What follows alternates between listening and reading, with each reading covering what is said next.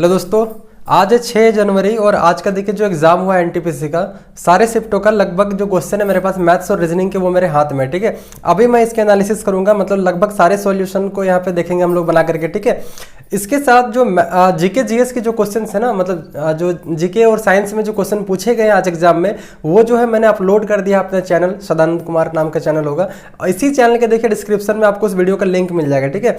चलिए, मेरे पास कुछ क्वेश्चन है, लगभग 15 से 20 क्वेश्चन है, इनको डिस्कशन करते हैं। सबसे पहले अगर ये बात करें हम लोग कि आज का जो एग्जाम रहा है वो पेपर कैसा है, तो सबसे पहले आप ये जानिए कि आज का जो एग्जाम है वो पेपर बिल्कुल मॉडरेट, बिल्कुल इजी है, ठीक है। बहुत ज़्यादा हार्ड क्वेश्चन नहीं पूछा जा रहा है। जैसे अगर हम लोग क्वेश्चंस को देखेंगे मैथ्स और रीजनिंग की, तो बिल्कुल बेसिक क्वेश्चन है, जैसे कि नंबर सीरीज के क्वेश्चन मिलते हैं, कैलेंडर के क्वेश्चन, या फिर अल्फ़ाबेट, कोडिंग, डिकोडिंग, डायरेक्शन, ठीक है, ब्लड रिलेशन, इन सब, जैसे ये रीजनिंग के काफ़ी इंपॉर्टेंट चैप्टर्स है।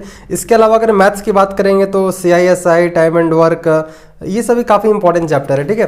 तो चलिए क्वेश्चन को बनाते हैं, फिर देखते हैं। सबसे पहला क्वेश्चन जो मेरे पास है वो क्वेश्चन है, जैसे कि आप देख सकते हैं 8, 27, 64 और 125, ठीक है। तो ये सीरीज आपको बताना है कि अगला नंबर कौन होगा, ठीक है। तो देखिए, जब भी हम लोग रीजनिंग के क्वेश्चन को बनाएंगे तो हमारा माइंड, प्रेजेंस ऑफ माइंड बिल्कुल होना चाहिए, ठीक है। देखिए ये क्वेश्चन है, आप जैसे 8 को देखेंगे और 27 को देखेंगे, हमारे माइंड पे क्लिक करेगा ये 8 से 27 कैसे बना। ये 8 देखिए 2 का क्यू होता है, 27 3 का क्यू होता है, 3 3 9 3 27, ये 4 चौका 16 चौके 64, ये 5 का क्यू होता है। तो अगला जो यहाँ पे नंबर होगा ना वो होगा 6 का क्यू, और आपको पता है 6 का क्यू कितना होता है, 216 होता है, ठीक है। तो ये क्यू याद रखिएगा, स्क्वायर रूट और क्यू काफ़ी इंपॉर्टेंट है। चलिए दूसरा क्वेश्चन है कि 2:30 बजे घड़ी का में जो घंटा और मिनट की सुई होती है उसके बीच का एंगल कितना होगा, ठीक है। देखिए जब 2:30 होगा, इस समय घड़ी में जो दोनों सुई होंगे, ठीक है। देखिए ये घड़ी में जो दोनों सुई होते हैं ना, एक होता है मान लीजिए घंटा वाला और एक होता है लंबा मिनट वाला। 2:30 बजे ये दोनों जो घड़ी के सुई है उनके बीच का जो एंगल होगा ना वो कितने डिग्री का होगा, ठीक है। तो सबसे पहले देखिए यहाँ पे 2:30 बजे का बात कर रहा है, तो 2:30 बजे क्या होगा, देखिए चलिए घड़ी बनाते हैं हम लोग, ध्यान से देखिए। ये 12 होगा, ये 1 होगा, ये 2 होगा, ये 3 होगा, ये 4 होगा, ये 5 होगा, ये मान लीजिए 6 होगा। जब 2:30 बज रहे होंगे तो ये घंटा का सुई यहाँ पर होगा, और मिनट वाली जो सुई, चलिए ये थोड़ा सा क्रॉस कर जाएगा यहाँ पे ना, 2:30 बज जाएंगे तो ये मान लीजिए बीचों बीच आ जाएगा, और ये मिनट वाली सुई जो है यहाँ पर आ जाएगी, ठीक है। आपको पता होगा कि घड़ी में जो टोटल एंगल होता है वो कितना डिग्री का होता है, 360 डिग्री का होता है, ठीक है। 360 डिग्री का होता है, वो भी कितने, 1 घंटा में। 1 घंटा पे कितने मिनट होते हैं, 60 मिनट होता है, ठीक है। मतलब अगर हम लोग बात करते हैं 1 मिनट में जो एंगल बनता है ना वो 6 डिग्री का एंगल बनता है, ठीक है। यहाँ पे दोनों के बीच का डिफरेंस कितना होगा, देखिए 2 से 3, 1 घंटे के बीच का जो एंगल होता है वो कितने का होता है। देखिए टोटल 12 घंटे होते हैं एक घड़ी में, 12 घंटे में टोटल जो एंगल बनता है वो बनता है भैया 360 डिग्री का। तो 1 घंटे में कितना एंगल बनेगा, 1 घंटे पे इसको 12 से डिवाइड कर दिया, 12 या 36, 30 डिग्री का एंगल बनेगा। मतलब 2 से 3 बजे के बीच में जो एंगल होगा वो 30 डिग्री होगा। अब 2:30 बज रहा है, मतलब घंटे की जो सुई होगी वो 2 और 3 के बीचों बीच होगी। आप समझ पा रहे होंगे, ठीक है। 2:30 जब बजेगा तब घंटा का जो सुई होगा वो बीचों बीच होगा 2 और 3 के। मतलब आप रखिए कि अब जो है यहाँ पर कितना बच गया, 15 डिग्री एंगल बचेगा, ठीक है। अब 3 से 6 के बीच में जो एंगल होगा, आपको पता होगा एक में 30 डिग्री होता है, तो ये 30, ये 30 और ये 30, ठीक है। और ये यहाँ 15, तो 30, 30, 60, 30, 90, 90 और 15 कितना होता है, 105 डिग्री। तो भैया एंगल कितना होगा, 105 डिग्री होगा। ये बिल्कुल बेसिक क्वेश्चन है, आपको बस ये जानना था कि 1 मिनट में जो डिफरेंस होता है वो 6 डिग्री का होता है, और 1 घंटे में जो डिफरेंस होता है वो कितने डिग्री एंगल होता है, 30 डिग्री एंगल जो है यहाँ पे बनाती है, ठीक है। देखिए आप अगला क्वेश्चन हमारे पास, एक नंबर से वह कौन सी छोटी संख्या होगी जिसको एक नंबर से जोड़ने पर 33 से विभाजित हो जाएगा। इस तरह के क्वेश्चन और भी पूछे गए हैं, जैसे कि मैं कल बना रहा था 2016 में जो एनटीपीसी का एग्जाम हुआ था उसका पेपर सॉल्व कर रहा था, वहां पर कुछ इस तरह के क्वेश्चन और भी देखने को मिले थे। सबसे खास बात यह है रेलवे के एग्जाम का कि क्वेश्चन एक ही टाइप के होते हैं, बस आप सीख करके जाइए, छक्का मार के आ जाइएगा, ठीक है। एक क्वेश्चन है कि वह छोटी संख्या जिसे इतना में जोड़ने पर, एक नंबर दिया हुआ है, कोई भी नंबर दे देगा आपको 2, 3, 1, 2, 2, 8, ये संख्या दिया हुआ है, आपको बताना है कि वो कौन सी छोटी संख्या, कौन सी ऐसी छोटी संख्या इस पे जोड़ देंगे कि वो पूरी 33 से विभाजित हो जाएगा। ठीक है, मतलब कौन सी ऐसी संख्या यहाँ पर जोड़ देंगे, ये संख्या पूरी 33 से क्या होगा, विभाजित हो जाएगा। क्लियर है, समझ पा रहे हैं? तो इस क्वेश्चन को बनाने के लिए मैं आपको छोटा सा एग्जाम्पल दूं, चलिए देते हैं। अगर हम लोग बात करेंगे, यहाँ पर 7 लिखा हुआ है, ठीक है, और यहाँ पे लिखा हुआ है 2। अब हम आपको पूछ रहे हैं क्वेश्चन कि 7 में कौन सी संख्या को जोड़ेंगे कि ये पूरी 2 से विभाजित हो जाएगा। तो इसको कैसे बनाएंगे आप, जब भी ऐसा क्वेश्चन रहेगा 7 को 2 से विभाजित कर दीजिए। चलिए 2 3 6, शेषफल कितना बचा, 1। भैया जो शेषफल बच जाएगा ना, उसको अगर आप इधर ऐड कर दीजिएगा तो देखिए इस 7 में अगर हम लोग 1 ऐड करते हैं तो शायद हम लोग का ये क्वेश्चन बन जाता। 7 में 1 ऐड करते तो ये बन जाता 8, और 8 जो है 2 से पूरी ये कट जाता। इस क्वेश्चन को क्या कीजिएगा आप, कुछ नहीं कीजिएगा, ये जो नंबर दिया है ना 2 3 1 2 2 8, इसको विभाजित कीजिएगा 33 से, शेषफल जो भी बचेगा उसको इसमें ऐड कर दीजिएगा, आपका आंसर आ जाएगा। ठीक है, चलिए अगला क्वेश्चन क्या पूछा है, एलसीएम निकालने के लिए बोला 12 36 और 72 का। तो ये क्वेश्चन अगर हम यहाँ पे बनाएंगे तो हमको मजाक लगेगा। ठीक है, क्योंकि आप भी तैयारी कर रहे हैं एनटीपीसी का, और ये ग्रुप डी वाले भी ऐसे ही बनाएंगे। ठीक है, 12 36 और 72 का एलसीएम चलिए फिर भी कर लेते हैं। 12 36 और 72, आज का जो एग्जाम और कंपटीशन रह गया ना दोस्तों, वो कंपटीशन और एग्जाम सिर्फ क्वेश्चन का खेला का नहीं रह गया है। ठीक है, क्योंकि क्वेश्चन जो है वो हमसे भी बनेंगे और आप भी बना लीजिएगा, लेकिन बात है थोड़ा समय का कि कौन भैया जल्दी बना पाता है, कौन देर से बनाता है। ठीक है, क्योंकि टाइम लिमिट है, हमारे पास 1 घंटा, आपके पास 1 घंटा, उसी 1 घंटे में आप कितना अपना आउटपुट दे पाते हैं, कितना जो है मैक्सिमम क्वेश्चन बना पाते हैं। ठीक है, तो 12 36 और 72 का हम लोग क्या निकालना है, एलसीएम निकालना है। कई अब बच्चे आप फिर वही करेंगे बचपन वाला 12 36 72, फिर देंगे 2 से। चलिए कुछ अलग करते हैं आज, 12 36 और 72। एक्चुअली एलसीएम का मतलब क्या होता है, ठीक है, एलसीएम का मतलब क्या होता है, हम लोग ना किसी भी चीज को आसानी समझने के लिए छोटे छोटे चीजों का प्रयोग करते हैं। 2 4 और 8 का चलिए यूज करते हैं। सपोज 2 4 8 का एलसीएम कितना होता है, इसको आप एलसीएम मेथड से पहले निकालिए। आप ऐसे कीजिएगा 2 1 2, 2 दूना 4, 2 चौका 8, फिर 2 से दीजिएगा 2 1 2, 2 दूना 4, 2 दूना 4 दूना 8। आप इसका एलसीएम ऐसे 8 निकालिएगा, हम इसका एलसीएम डायरेक्टली 8 बोलेंगे। कैसे, एलसीएम का मतलब देखिए, जो सबसे बड़ा वाला डिजिट है उसको पकड़ लीजिए, सबसे बड़ा वाला डिजिट पकड़िए और उसका पहाड़ा पढ़ते जाइए। 8 1 8, अब देखिए कि 8 तीनों से कट रहा है, अगर कट रहा है तो आपका एलसीएम वही होगा, नहीं अगर कट रहा है किसी एक से तो 8 दूना 16 जाइए। तीनों कट रहा है तो भैया एलसीएम 16 हो जाएगा, और नहीं कटा तो फिर अगला संख्या हम पढ़ेंगे। चलिए 12 36 और 72, इसका एलसीएम क्या होगा, सबसे बड़ा संख्या को पकड़ना है। सबसे बड़ा संख्या क्या है, 72 है। 72 का पहाड़ा एक बार पढ़िए 72 आएगा, चेक कीजिए। 12 का पहाड़ा 72 आता है, 12 6 72, 36 दूने 72 और 72 1 72, मतलब एलसीएम 72 होगा। नहीं होता तो 72 दूना क्या होता है, जो भी होता है 144 लिखते और फिर देखते तीनों से, जहां कट जाएगा वही उसका क्या होता है, एलसीएम होता है। ठीक है, चलिए फिर अगला क्वेश्चन है एक रीजनिंग का क्वेश्चन है। देखिए क्वेश्चन क्या पूछा है, 25 49 144 व्हाट। इस तरह के क्वेश्चन में करना क्या है, देखिए स्टार्टिंग का जो 2 दिया हुआ है नंबर से ना, ये दोनों के बीच में एक रिलेशन है, आपको सेम रिलेशन इधर भी खोजना है। क्लियर, समझ गए आप इतना। देखिए ये 25 है और ये 49 है, ये 25 जो है 5 का स्क्वायर दिया हुआ है और ये 49 7 का स्क्वायर दिया हुआ है, मतलब ठीक 2 बढ़ा हुआ है। ये 144 जो होता है भैया ये होता है 12 का स्क्वायर, तो 12 से ठीक 2 14 होता है। अगर 14 का स्क्वायर निकालिएगा तो यहाँ पर आपका आ जाएगा 196, इसका होगा सही आंसर। ठीक है, अगला क्वेश्चन की ओर मूव करते हैं हम लोग। तो अगला क्वेश्चन क्या पूछा था, चलिए अगला क्वेश्चन पूछा डायरेक्शन से। ठीक है, डायरेक्शन बहुत ही मजेदार चैप्टर है, और सबसे खास बात यह है कि डायरेक्शन का एक भी क्वेश्चन अगर आपसे एग्जाम में पूछता है ना तो वो क्वेश्चन आप बना पाएंगे। आप सेम ट्रिक फॉलो कीजिए जो मैं बताता हूं। क्वेश्चन है, रमेश आरंभिक स्थान से 6 मीटर पूरब की ओर चलता है। आप मान लीजिए ये आरंभिक स्थान है किसी का, आप डायरेक्शन पढ़े होंगे, इधर होता है ईस्ट, इधर होता है वेस्ट, पूरब, इधर पश्चिम, ऊपर की ओर होता है उत्तर और नीचे की ओर होता है दक्षिण। ये क्वेश्चन क्या बोला है, सबसे हम लोग क्या करेंगे, डायरेक्शन के क्वेश्चन को जब भी बनाएंगे ना तो क्वेश्चन को थोड़ा सा पढ़ेंगे, उसको पेपर पे नोट करेंगे, फिर पढ़ेंगे, फिर नोट करेंगे, इससे सही आंसर आ जाएगा हमेशा जिंदगी में कभी भी। रमेश आरंभिक स्थान से 6 मीटर पूरब की ओर चलता है। चलिए क्वेश्चन को यहाँ सॉल्व कर रहे हैं। ये आरंभिक स्थान है, पूरब की इधर होगा, ये 6 मीटर चला। आगे बोला है कि अब जो है दाएं मुड़कर 9 मीटर चलता है। देखिए अभी जो है उधर जा रहा था, उधर, अगर मैं उधर चलूं उधर ही जा रहा हूं ना मैं भी। अब दाएं मुड़ेगा, दाएं मेरा क्या होगा इधर, बाएं होता तो क्या होता है इधर, ठीक है। दाएं जब भी बोलेगा ना तो आप खुद को रखिएगा उस पॉइंट पे कि आप उधर जा रहे थे, अब दाएं, दाएं मतलब इधर, दाएं हाथ इधर होगा ना। दाएं जो है ये 9 मीटर चलेगा, चलिए ये 9 मीटर दाएं चल लिया, फिर बाएं मुड़कर 6 मीटर चलता है। देखिए अब देखिए जब ये इधर आ रहा था, इधर नीचे की ओर आ रहा था, तब नीचे की ओर आ रहा था मतलब दाएं हाथ इधर होगा, बाएं हाथ उधर होगा। क्या बोला है, बाईं ओर 6 मीटर चलता है, मतलब उधर चलेगा ये 6 मीटर, ठीक है, उधर चलेगा ये 6 मीटर। आरंभिक स्थान से कितनी दूरी पर है, आरंभिक स्थान कौन है, ये है आरंभिक स्थान। मुझे लगता है कि क्वेश्चन जो है वो हमको गलत मिल गया है। हमको लगता है कि जनरली जो क्वेश्चन ये पूछता होगा ना वो हालांकि ये भी बन जाएगा, लेकिन हमको नहीं लगता ये क्वेश्चन पूछा, क्योंकि क्वेश्चन कोई भी जो आजकल पेपर तो आ नहीं रहा है, पेपर कैसे आता है तो जो बच्चे एग्जाम देके आते हैं वही बताते हैं। आरंभिक स्थान ये था, अभी ये पहुंच गया यहाँ पे बंदा 6 मीटर से हमें, अभी इसका और इसका बीच का डिस्टेंस कितना होगा, तो ये 9 मीटर है, मतलब ये भी होगा 9 मीटर, ठीक है।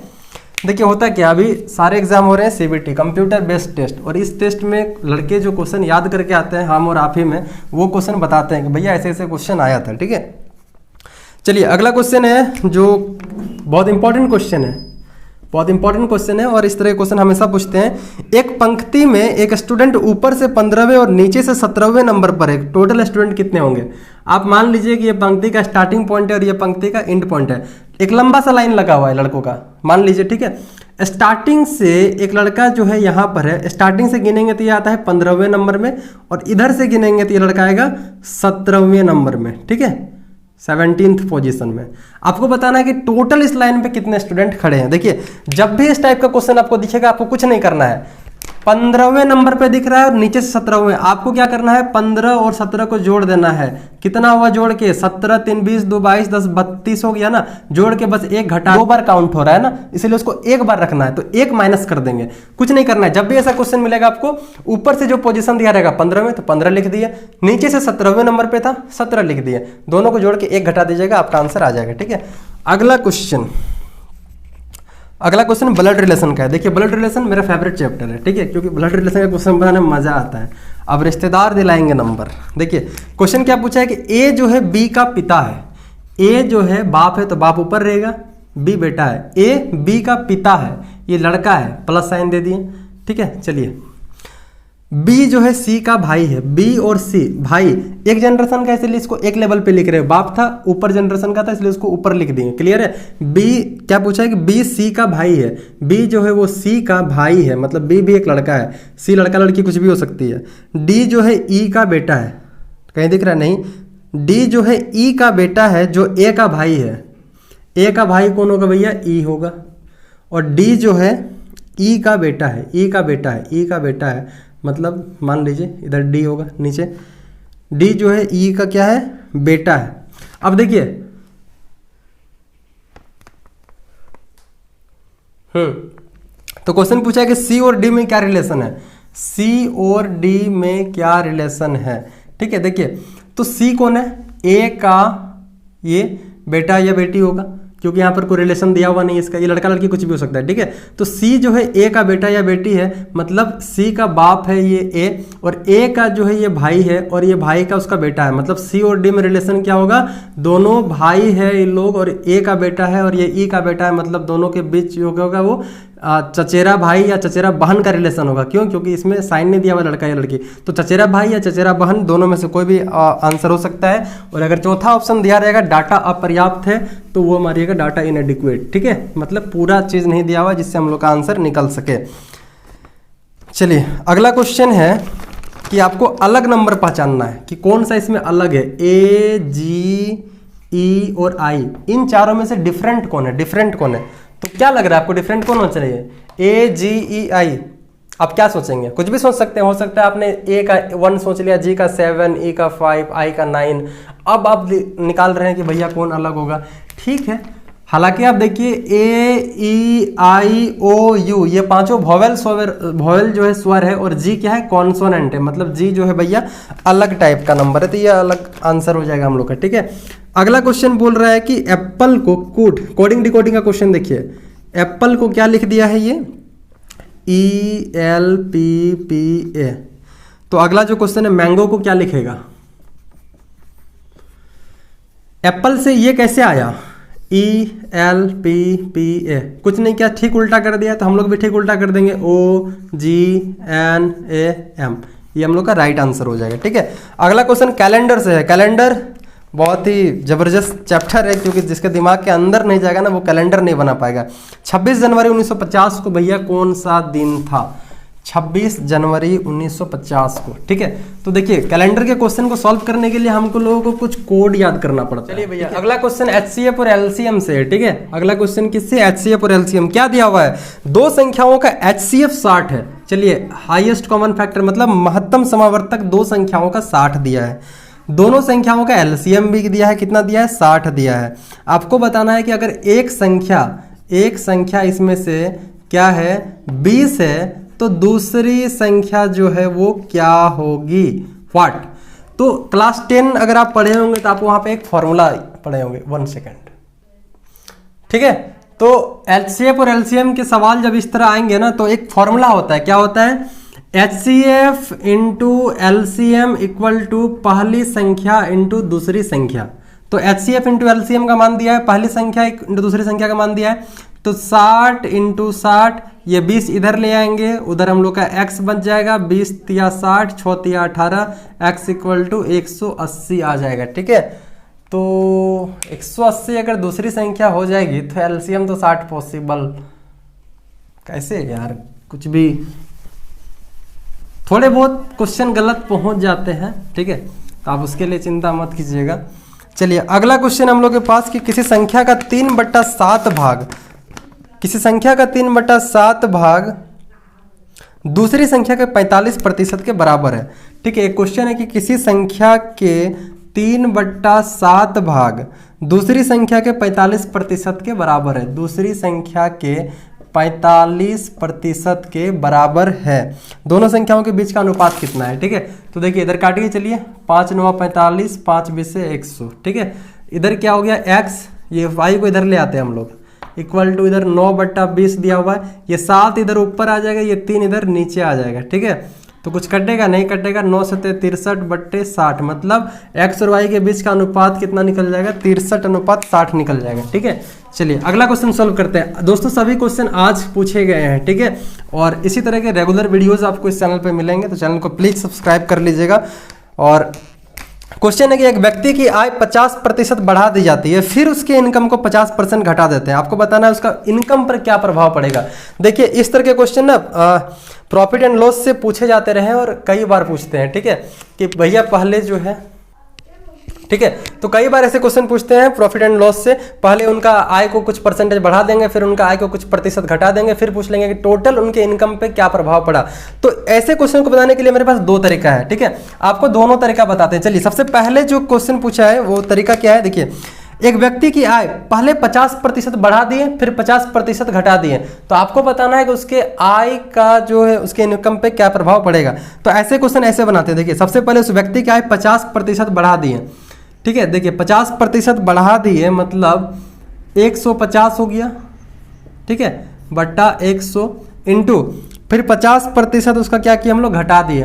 देखिए दुनिया में कोई भी चीज़ क्या होता है? खुद का 100% होता है। ठीक है, 100% में से जब 50% बढ़ा दिए 150 बट्टा 100 हो जाएगा, फिर 50% घटा देंगे, 100 में 50 घटाएंगे तो 50 बचेगा ना, इंटू 100 कर देंगे। ठीक है, देखिए 100 से 100 कट जाएगा, इस 100 से दोनों जीरो कट जाएंगे, तो 15 बचे 75%।